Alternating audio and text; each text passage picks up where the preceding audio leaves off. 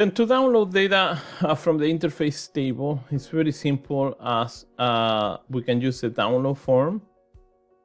And then here we'll show you an example to download the specific data from the interface table.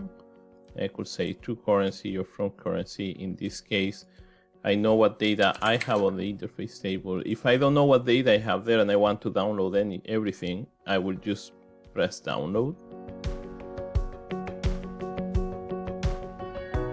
Then after I download this, the first step that I will do will be to delete this from the interface.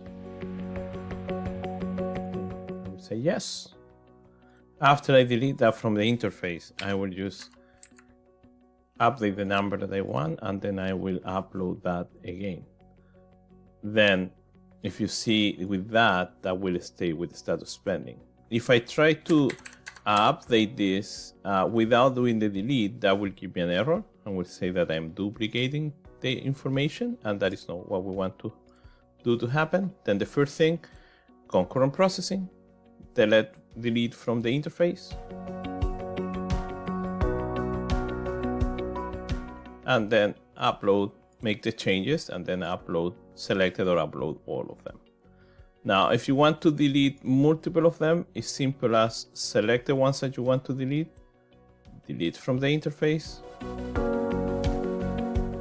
give me the message trying to confirm, and then after I do the changes and upload them back.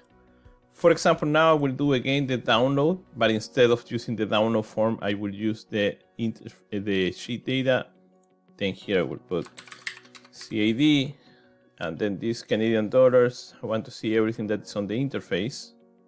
And if you see here, just download these two, and the others that were deleted were not downloaded because they were deleted. Then until I don't upload them again, are not going to appear on the interface. Then that is how you will download data from the interface table and update them.